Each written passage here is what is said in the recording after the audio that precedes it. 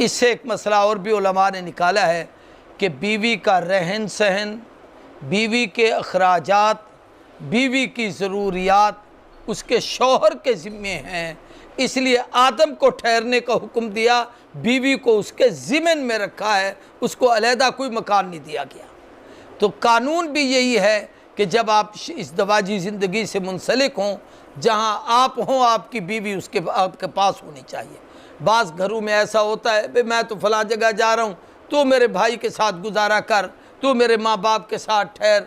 औरत को हक़ है कि वो अपने शौहर से अपनी अलहदा रिहाइश का, खाने का, और उसके अगर वो अपने साथ रखता है तो सबसे बेहतर, वरना उसकी इन ज़रूरतों को वो पूरा करे।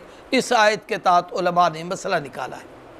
वकुला मिनहा रगदन, और जन्नत में जो नेमतें हैं जी भर के खाओ, है सुशे तुमा, जहाँ से जी चाहता है खाओ पियो। वला तक़रबा हाज़िही शजरा, इस दरख्त के करीब न जाना, फ़तकूना मिनज़ ज़ालिमीन, वरना तुम ज़ालिमों में से हो जाओगे।